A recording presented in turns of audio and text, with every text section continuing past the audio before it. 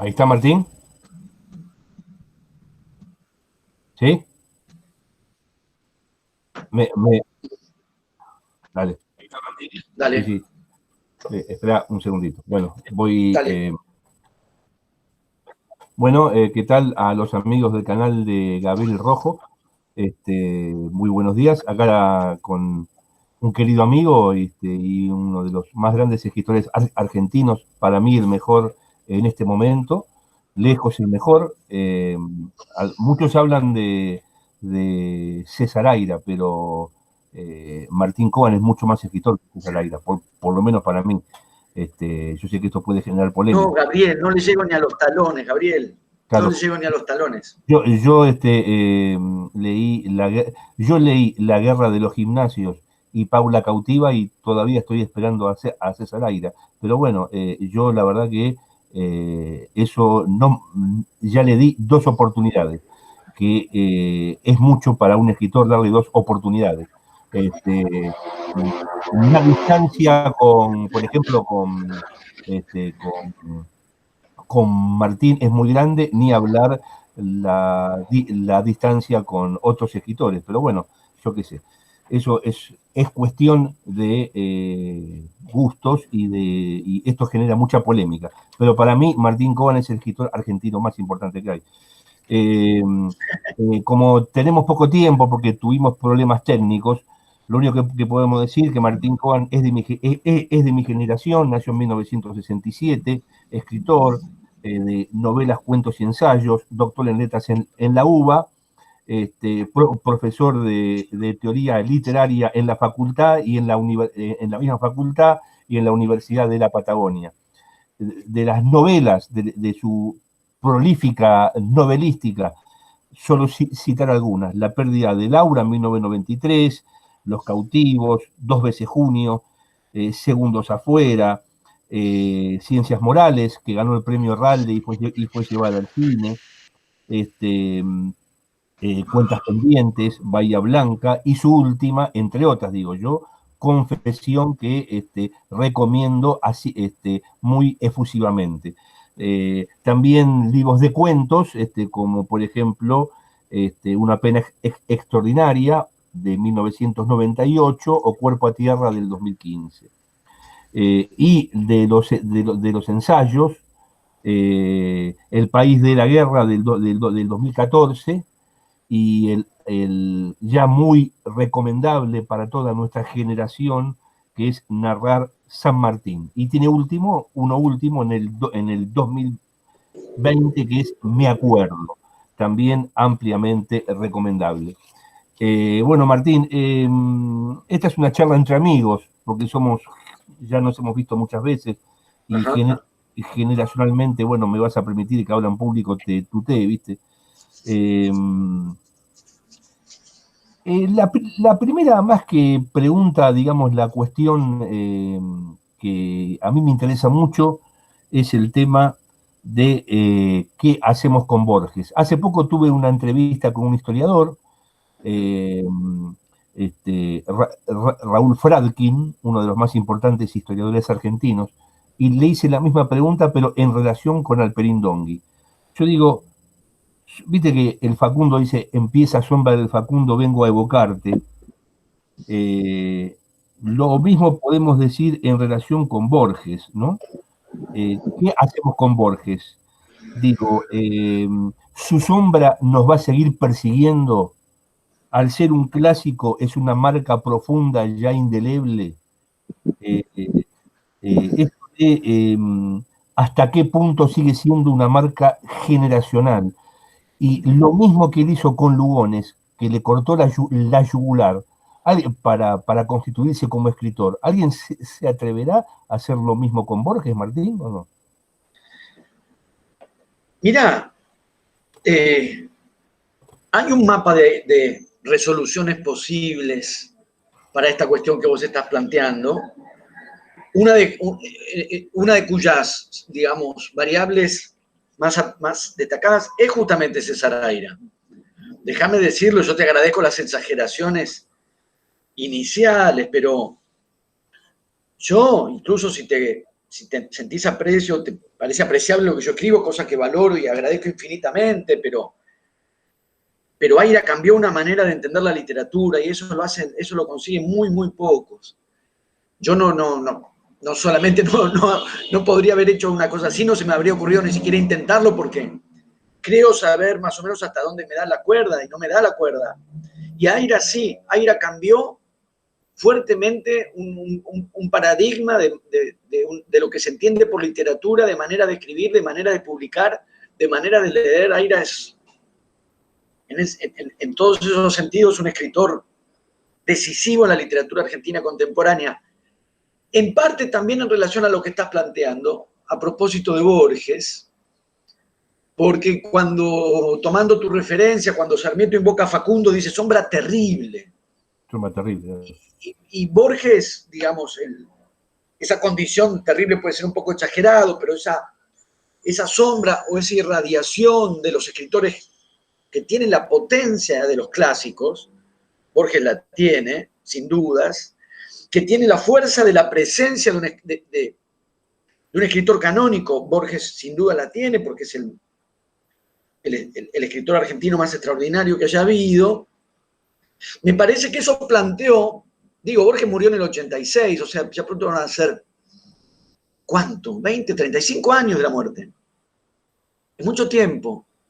Yo creo que esa condición, eventualmente aflictiva, de presión, la presión de su presencia, la presión de la presencia de su sombra, de la sombra de su perfección literaria, que para mí obviamente la tenía, yo creo que pesó más sobre los contemporáneos y sobre los escritores que lo suceden en el tiempo, digamos, los que empiezan a publicar entre los años 60 y los años 70, afrontaron ese dilema, digamos, con un peso mucho mayor, y uno puede leer o pensar en esa clave a distintos escritores, pero por poner en juego simplemente algunos, ahí donde un escritor, la potencia y la eficacia y la condición canónica de Borges produce el efecto de haber escrito toda la literatura, aunque obviamente nunca sea así, pero lo que Harold Bloom llama poetas fuertes producen ese efecto, la idea de que el efecto de que los demás han llegado demasiado tarde porque él ya lo ha escrito todo. Pero si uno piensa, por ejemplo, en la literatura de Manuel Puig, que empieza a publicar a fines de los años 60, es claramente la apertura de una alternativa, de un universo literario distinto, completamente distinto, de generar una literatura con materiales que parecían que no eran propicios para la literatura. Si uno piensa en Juan José Saer, en la estética de Juan José Saer, el proyecto de universo integrado de las sucesivas novelas de Saer, también hay un universo y un imaginario de la estético que abre un camino posible respecto de Borges, no contrario, pero sí posible, en cuanto a cómo seguir escribiendo.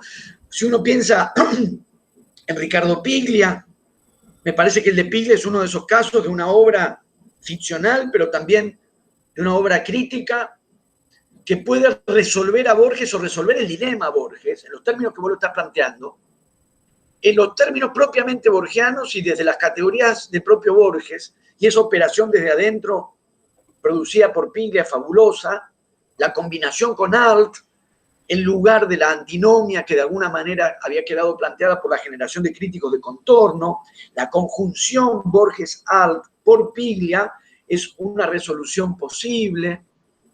Estéticas alternativas, fines de los 60 otra vez, Osvaldo Lamborghini, Héctor Libertela, universos literarios completamente refractarios que arman un horizonte estético, ni siquiera yo diría alternativo, porque la alternativa todavía estaría definiéndose respecto de Borges, sino, digamos, otros caminos posibles.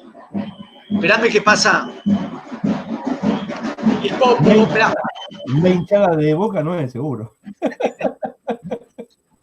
Decimos Borges y el pueblo peronista se hace presente. No. Eso por mencionar a Borges, ¿viste? Decimos Borges y suena un bombo. Pobre Cortázar, sobre todo Cortázar, se va a tener que exiliar otra vez. Yo me voy a quedar acá en Villa Crespo, no pasa nada. decía, y no estaba escuchando a Bela Bartok, o sea que no tengo problema con los bonos, pero me parece que podemos pensar en esas otras alternativas, o podemos pensar en Fogwill y de alguna manera la reconversión. Fogwill, como sabemos, reescribió el Aleph como help a él, digamos, un intento de traspasar o reconvertir a Borges al plano del consumo y de la corporalidad y de la materialidad. Me parece que son resoluciones distintas al dilema que planteas, que se dieron hace ya 40 o 50 años. De tal manera que yo no diría que el de Borges es hoy, 2020, un dilema de esa índole, y no porque, digamos, la mediación, la existencia de todas estas literaturas y otras más, claro que podríamos agregar al argumento, no es que lo hayan suprimido a Borges, no es que lo hayan hecho a un lado. Borges sigue siendo el centro del canon argentino, y eso es formidable para mí, sino al revés, lo han vuelto disponible. Es decir, entiendo, habría que hablar con otros, pero sobre escritores de mi generación, Borges ya no tiene el carácter de esa sombra terrible, no porque haya sido suprimido, sino al revés, estando de por medio la literatura de Puig, Rodolfo Walsh, Fogwill, Piglia, Aira, podemos volver a Borges, podemos seguir con Borges, ni siquiera volver, sin el carácter amenazante de una sombra terrible. Y me parece que uno de los mejores puntos donde percibir o detectar esta disponibilidad literaria en alguien de todas maneras bastante más joven que yo, creo que 10 años, que es Pablo Cachajian. Y la reescritura que hizo, la intervención vanguardista que hizo Pablo Cachajian con el Aleph, engordándolo. Me parece que ese gesto de homenaje y de desacralización, que esa operación borgiana sobre un texto de Borges, puede ser una buena respuesta a lo que vos estás planteando. Borges ya no es una figura opresiva literariamente, y eso no implica disminuirlo, sino al contrario, diría que es la situación que lo ratifica en la centralidad del canon. En el mismo sentido que una práctica de reescritura como la que hizo Cachajian, análoga a la que en su momento hizo Borges con el Martín Fierro de Hernández, indica el reconocimiento de la condición de un clásico.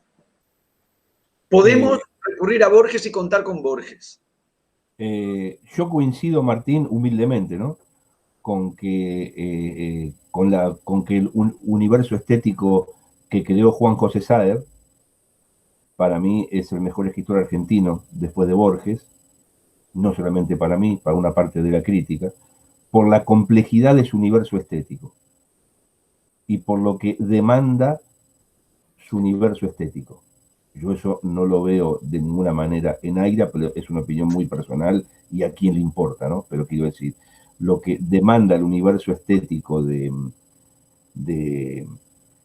Saer es extraordinario. Para mí es el que crea un camino después de Borges, muchísimo más que Manuel Puig, al quien Beatriz Arlo en su ensayo sobre literatura argentina solamente le dedica un capítulo de 3 páginas, y creo que bien.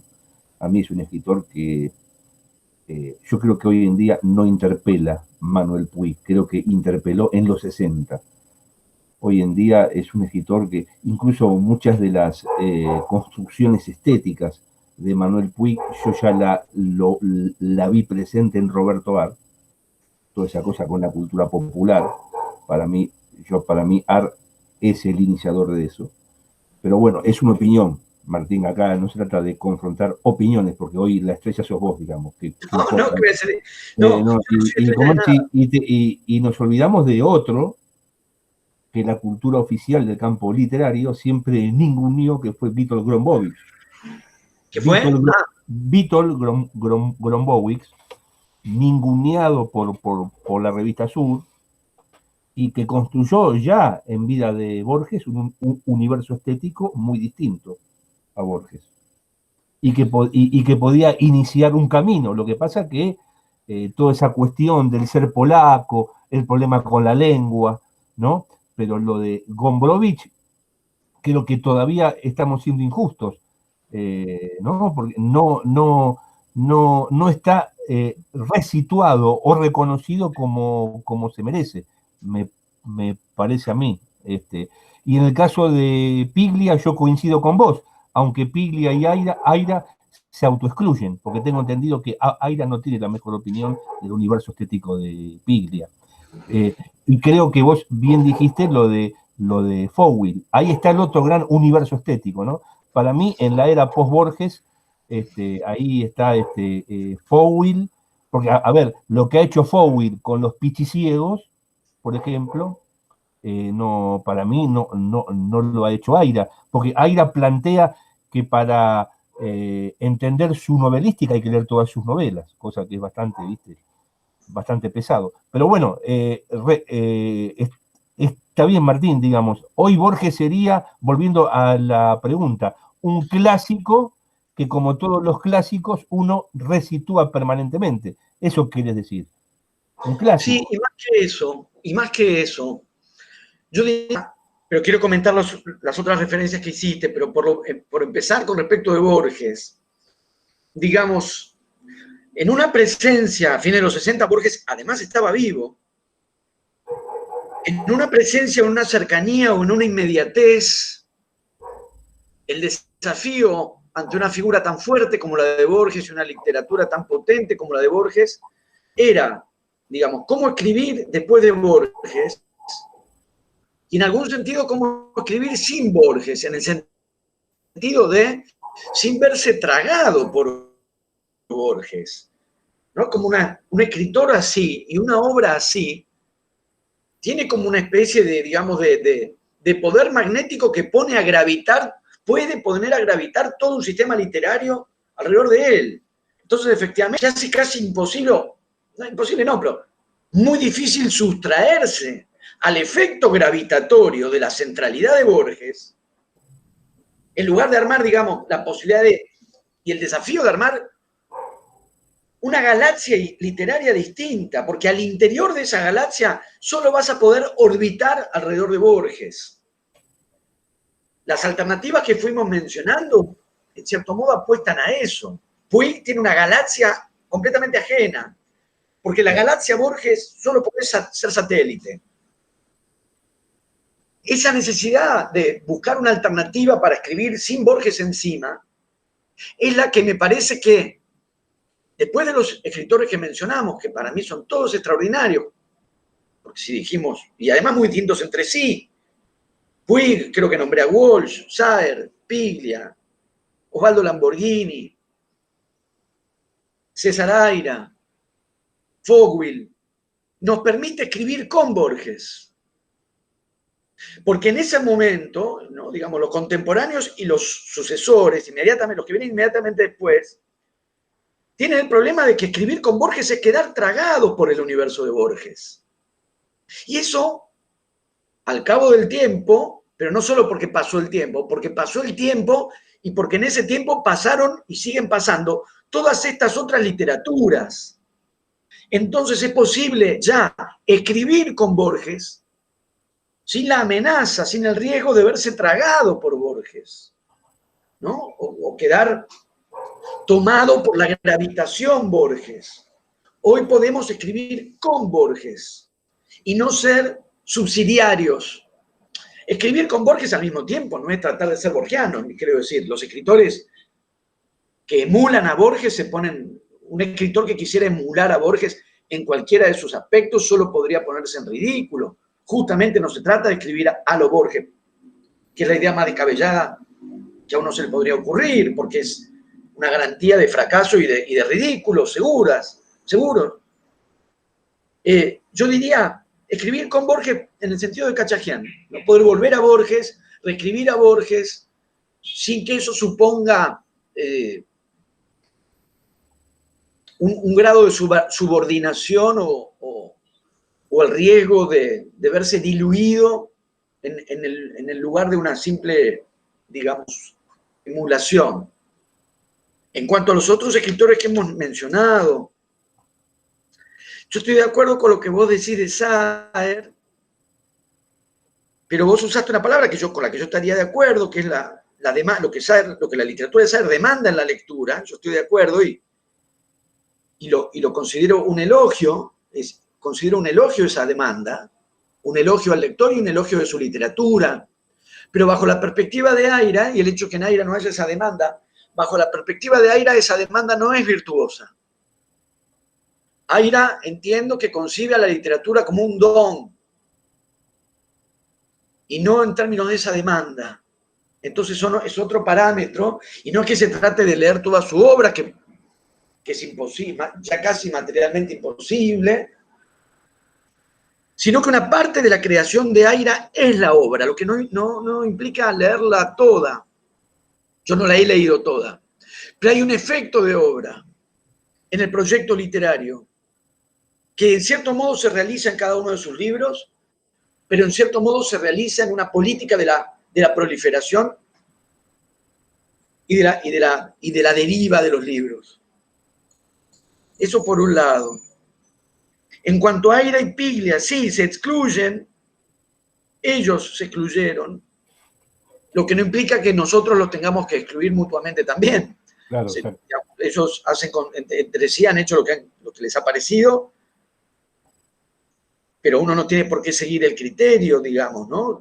Efectivamente, en la alternativa Aira, Piglia queda excluido, pero admirar a Aira, yo lo admiro muchísimo y leerlo, lo leo muchísimo, no implica adoptar todas sus perspectivas. Entonces, para mí, la posibilidad de hacer congeniar Aira y Piglia existe perfectamente. Respecto de Puig, yo entiendo lo que vos planteás en relación a Alt, pero en la medida en que lo que llamás cultura popular o denominaríamos cultura de masas, no era en los años 20 lo que fue en los años 60. Y es uno de los cambios, digamos, más apreciables en la cultura de nuestras sociedades.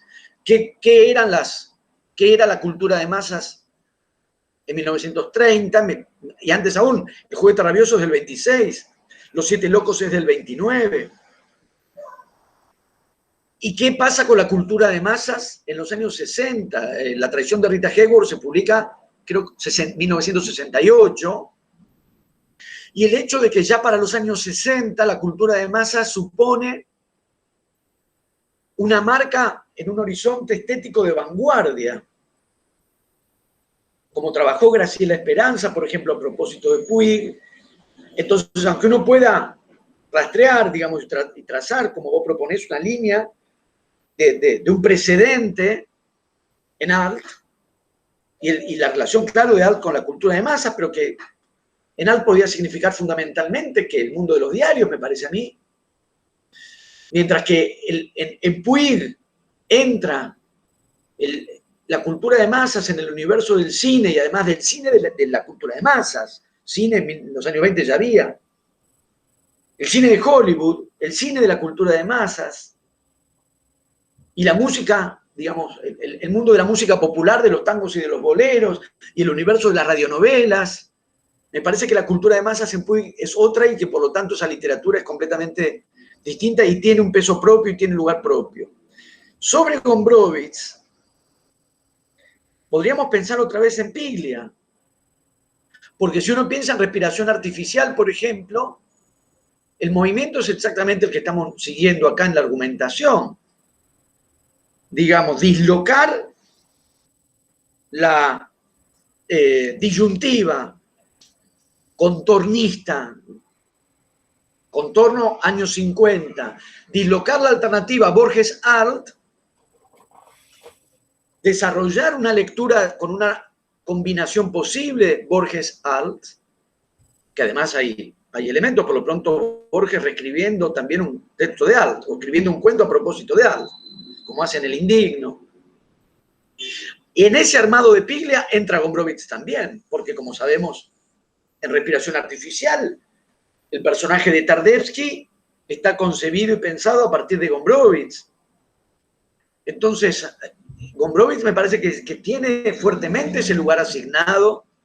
Hay alguien, además, que ha estado desde hace años, que es Nicolás Hochman, trabajando intensamente por promover instancias de debate y de análisis y de consideración de la obra de Gombrowicz. Pero digo, más allá de eso, me parece que Gombrowicz ya tiene ese lugar que los términos que vos decís puede haberse visto retaseado por el Grupo Sur, pero ese retaseo era parte del dispositivo de Gombrowicz.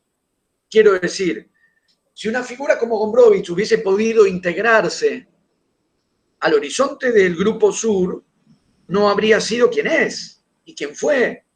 Precisamente la potencia de Gombrowicz radica en cierta condición, diríamos, del europeo desplazado, de alguien que disloca el imaginario centro-periferia respecto de Europa, porque disloca la centralidad europea en su propia condición,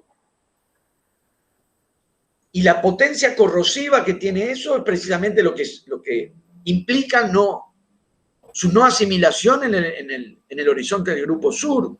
Entonces yo diría, una parte de la fuerza y de la presencia que Gombrowicz, a mi criterio, tiene y del reconocimiento que tiene la literatura argentina es porque para el dispositivo Sur era inasimilable. O sea, no se equivocaron en ese sentido con él. Claro, sí, claro, Martín. También estaba pensando, vos sabés por qué también esto de lo inicial de discutir a Borges, porque también pienso en que toda vanguardia se construye en función de dejar de lado, asesinar a las figuras consulares. Así se construye toda vanguardia. Uno puede decir la vanguardia francesa, la vanguardia alemana, no sé, desde el surrealismo, el movimiento Dada, lo que sucede en Alemania, también en Italia. Y acá la vanguardia, Borges sí construyó una vanguardia, pero daría la sensación que después de Borges se dificulta la construcción de una vanguardia, porque en tanto Borges sigue siendo central, yo me pregunto si Borges, al ser central, hay o no posibilidad de vanguardia. O ya no hay posibilidad de vanguardia y la literatura se piensa de otra manera, ya quizá no podemos pensar en los términos de la vanguardia, Martín. Mira, me va a ser imposible darte una respuesta sucinta y a la vez me va a ser imposible desarrollarla, porque resulta ser que es sobre lo que estuve escribiendo este año, en un libro que va a salir el año que viene, que no es más que un recorrido por estas cuestiones que vos estás planteando. Vanguardia, ¿qué supuso las vanguardias en Europa? ¿Qué supusieron las vanguardias en Europa? ¿Qué supusieron las vanguardias en otros países en América Latina? Tuve este año, fines del año pasado, y este año desarrollando y terminando ese trabajo que se va a publicar, si todavía hay mundo donde publicar, en el 2021, sobre las vanguardias. Y claro que Borges ahí es clave porque es un innovador de la literatura, porque al mismo tiempo fue una pieza clave en la morigeración vanguardista de la literatura argentina. En los años 20, cuando no solo en Europa, sino en la poesía chilena, con César Vallejo en Perú, el estridentismo en México, el movimiento antropofágico en Brasil, se multiplicaban las vanguardias radicalizadas. El ultraísmo que trae Borges desde Madrid es lo que determina de algún modo una moderación del gesto vanguardista argentino, en ese momento, años 20.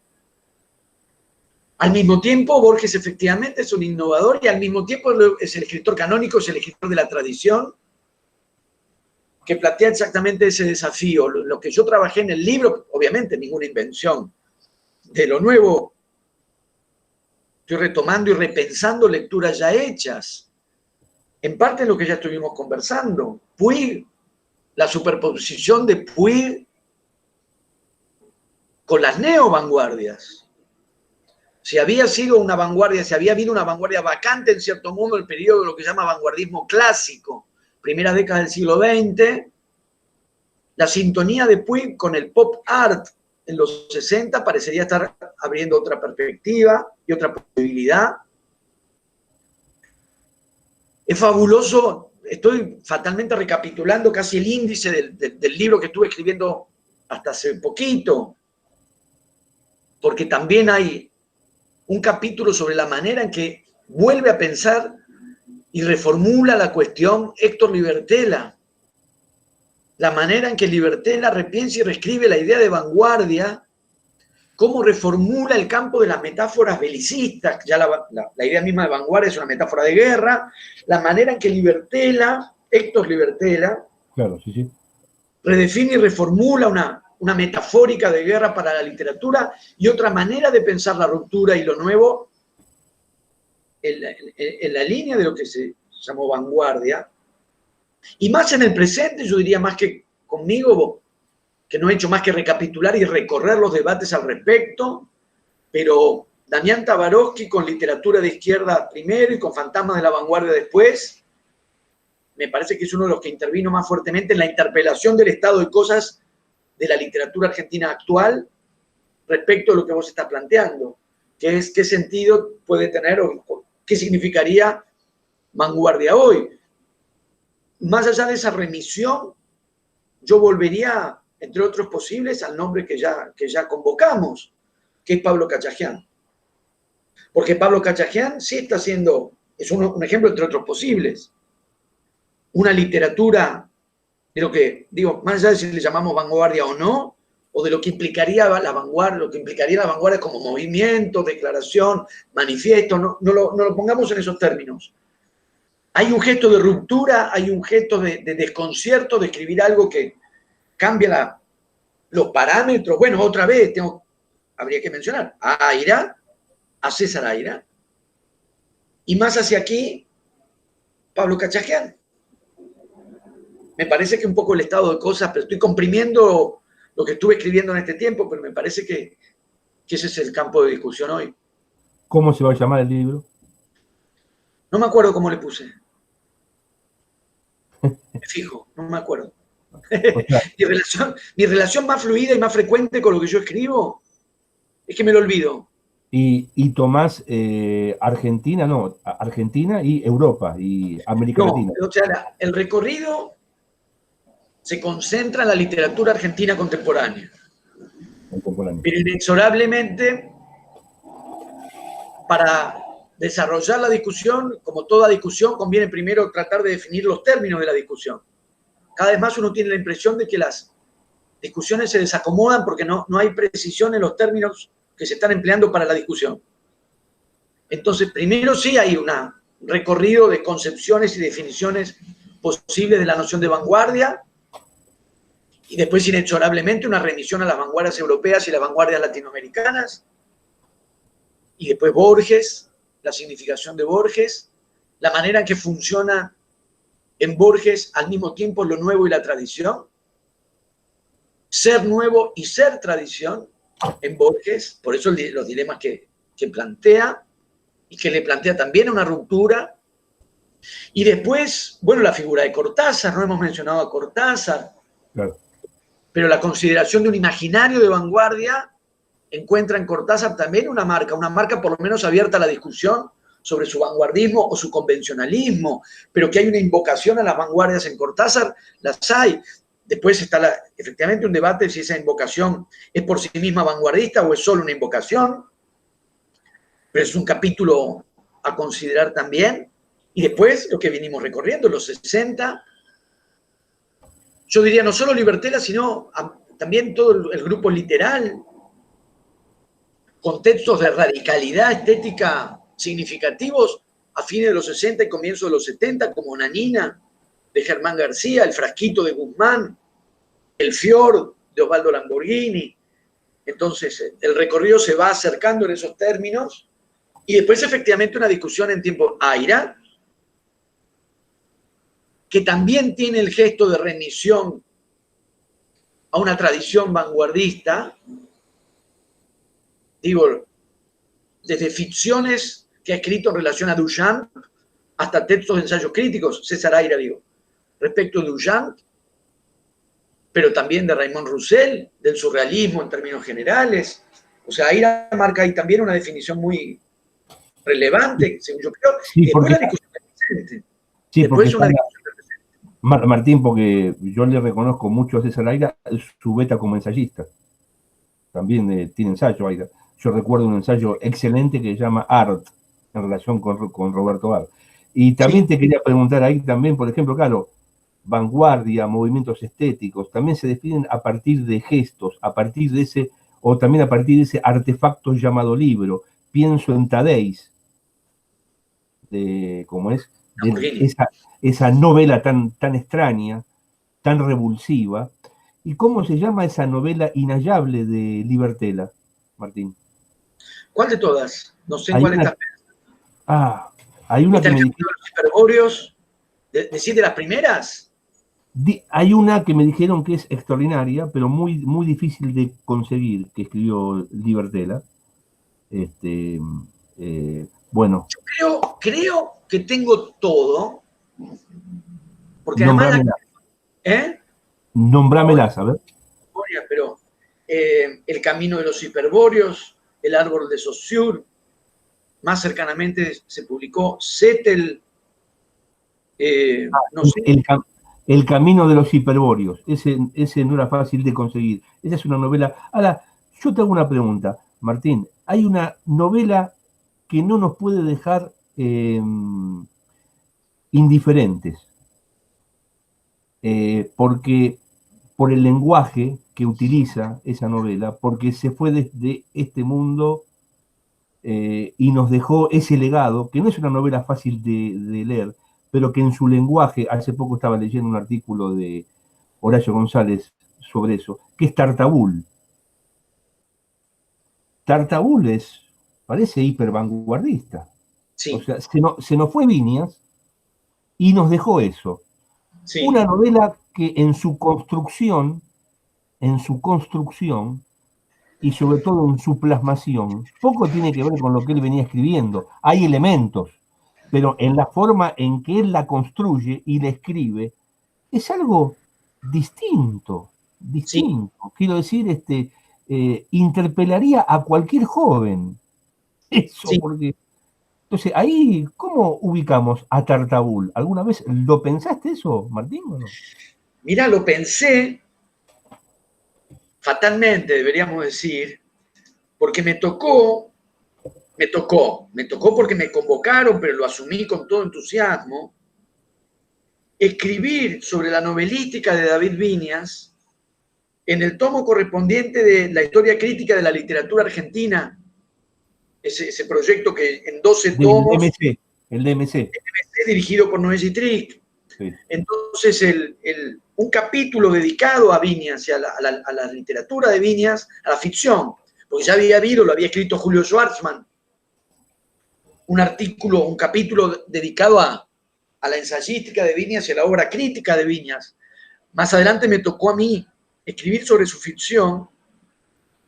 Yo ya había leído Tartabul y es más, si no me acuerdo mal, una vez más confirmamos que mi relación con lo que escribo consiste básicamente en olvidar, pero estoy casi seguro de que reseñé Tartabul cuando se publicó.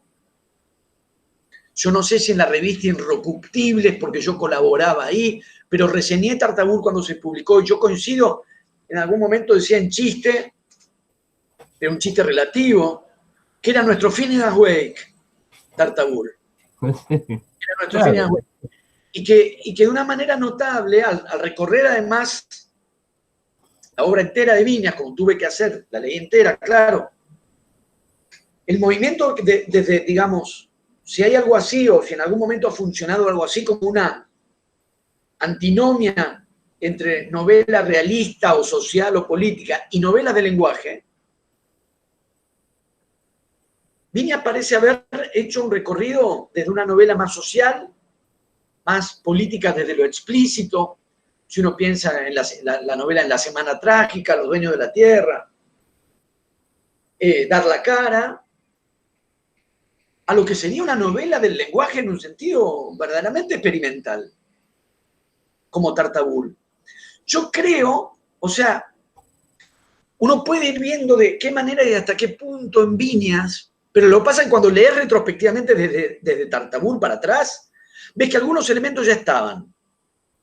Lo podríamos poner en estos términos clásicos, digamos.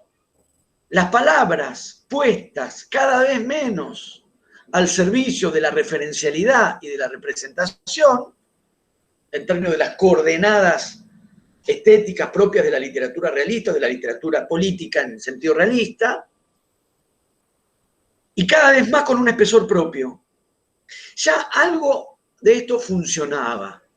Hay algo con las palabras. Viñas nunca hacía un uso, entiendo yo, nunca había un uso puramente instrumental, puramente representacional, puramente comunicacional, no sé si ya lo dije, de las palabras.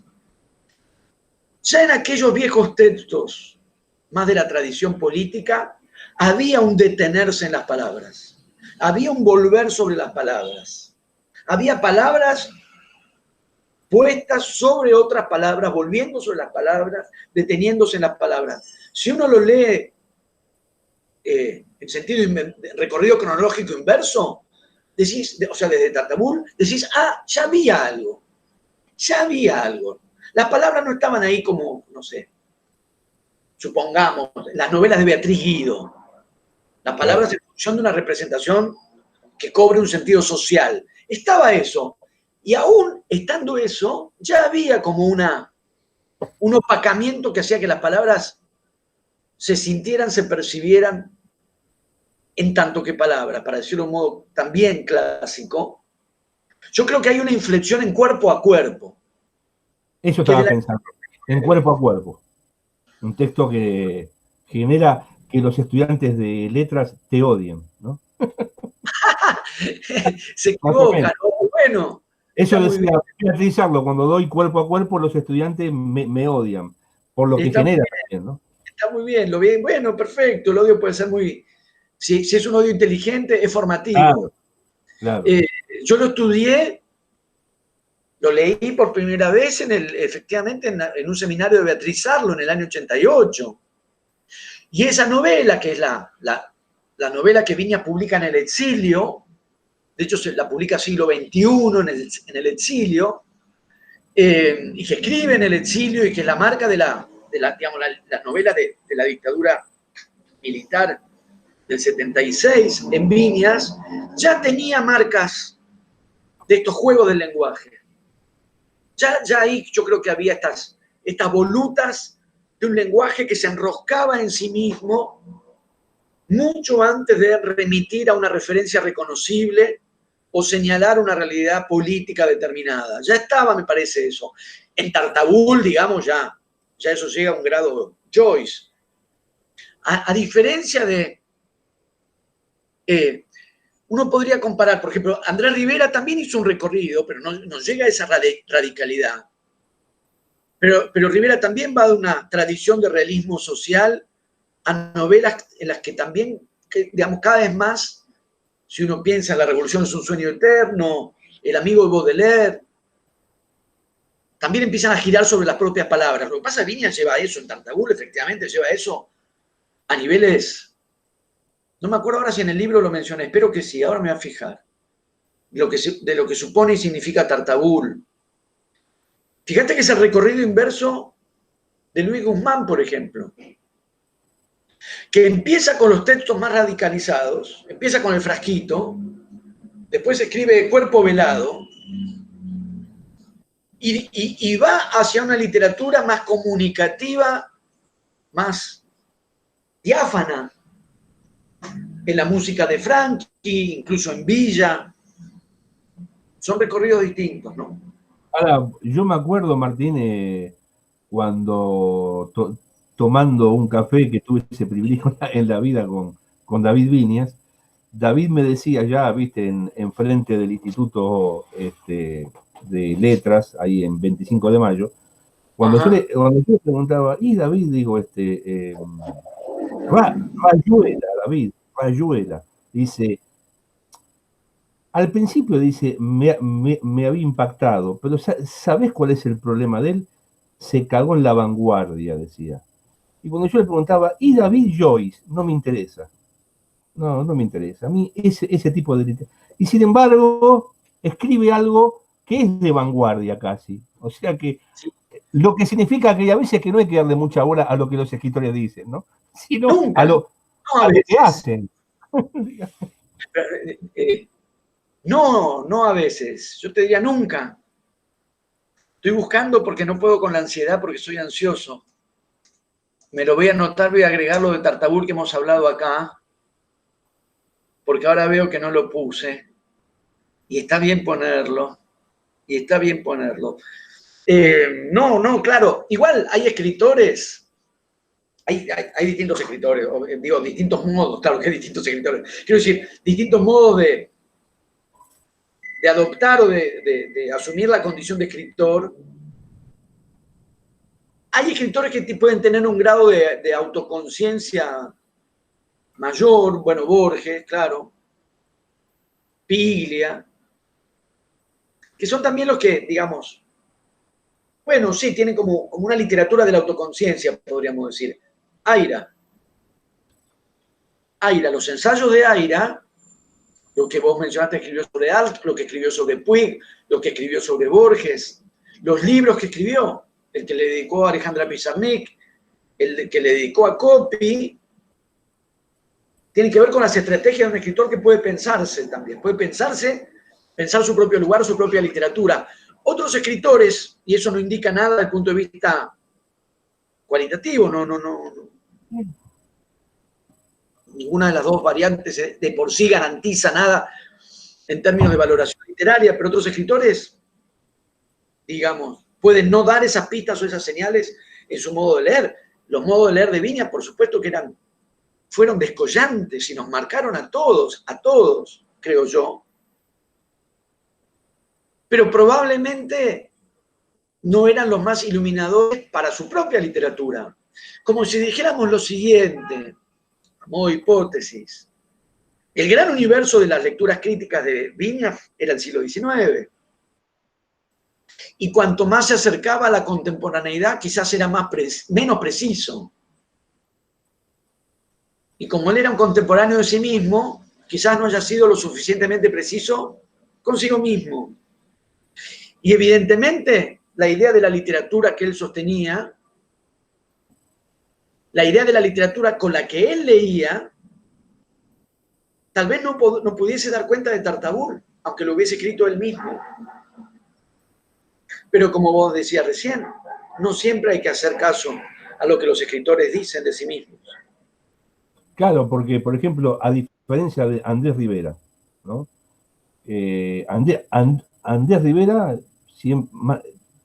tiene diversos momentos, pero siempre se movió, digamos, esto no lo digo en contra de él, digo, se movió dentro de un universo estético donde siempre fue muy fuerte la presencia de cierta literatura hoy que está muy cuestionada por alguna crítica, que es el realismo, es el realismo social, es el realismo político, aunque también en él hay influencia de Faulkner, que no podemos, bueno, pero siempre él en ese universo.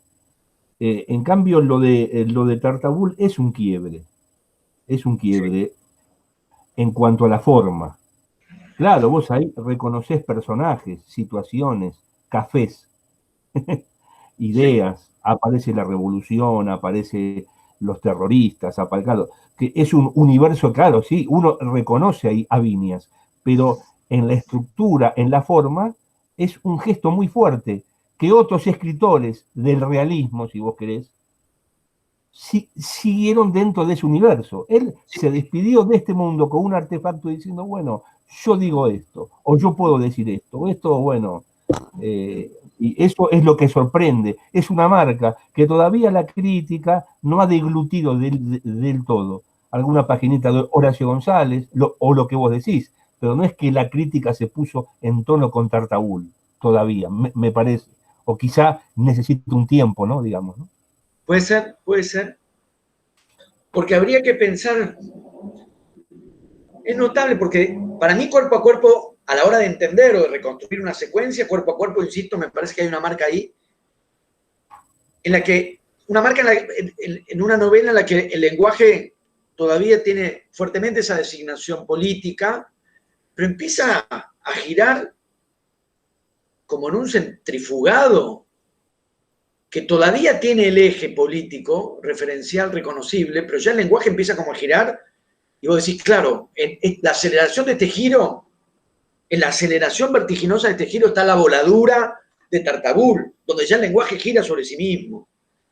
Y las referencias y las marcas exteriores son como esquirlas, astillas de un mundo que implosionó en el lenguaje.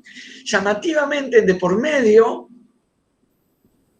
están esas dos novelas que no responden, me parece, a la secuencia. Una es Claudia Conversa, que es muy distinta a todo, creo yo, que está como fuera de serie, pero en el sentido que no arma sistema con el movimiento que estamos proponiendo de cuerpo a cuerpo a Tartabull. Es una pieza rara, que no parece funcional al movimiento que estamos diciendo, Claudia Conversa. Y está la que había salido en Planeta, la que editó Juan Forn en Biblioteca del Sur. ¿Cómo se llamaba esa novela de Viñas? Bueno, hay otra novela de Viñas en el periodo intermedio que también tiene de alguna manera referencias, pero son referencias que van quedando cada vez más desligadas de un objeto y girando sobre sí mismas. Yo insisto, es porque lo podemos pensar porque lo miramos retrospectivamente desde Tartabull, pero me parece claro. que ya había indicios. Claro, por ejemplo, cuando vos lees, a mí me pasó hace poco, Tadéis, de Osvaldo Lamborghini. ¿Cómo comprender esa novela, Martín? Es una cosa realmente muy... Es una novela que vos decís, bueno, causa repulsión, genera repulsión en el sentido de la provocación, del desafío, de un nuevo lenguaje, de cómo está construida esa novela.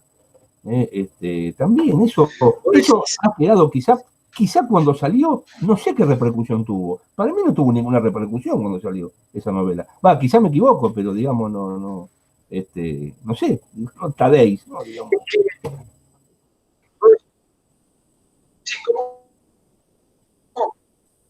¿Cómo?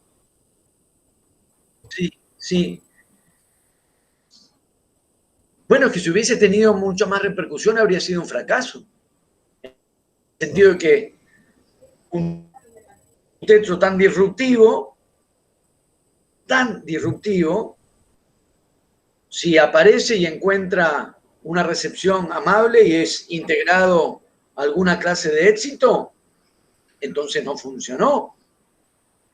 Efectivamente son textos cuya potencia radica en, o la marca de esa potencia, o 40 años, conservan algo de lo inasimilable o siguen siendo inasimilables.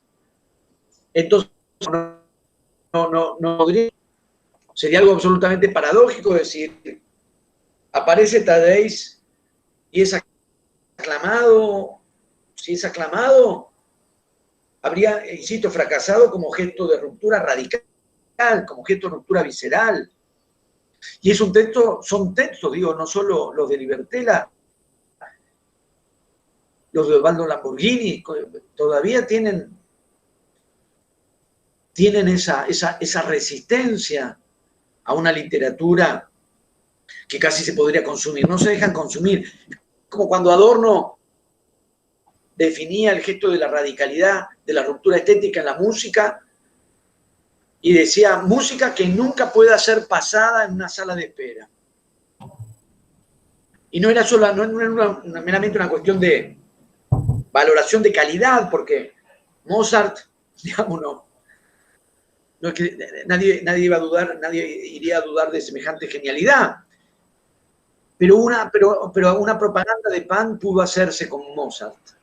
Cuando Adorno decía música que no se pueda pasar en un ascensor, música que no se pueda poner en una sala de espera, o sea, ese grado de resistencia de lo inasimilable, efectivamente esa literatura lo tuvo y lo tiene.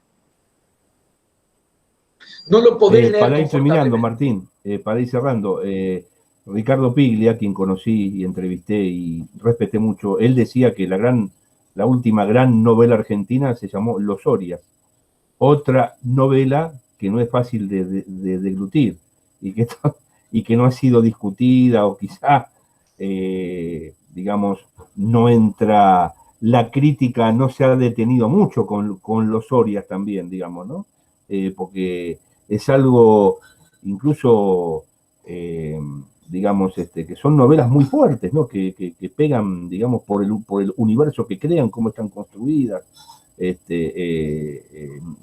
No sé qué opinas vos. ¿A vos te gustó los Orias o no? La conversación con dos confesiones, si me las permitís. Dale.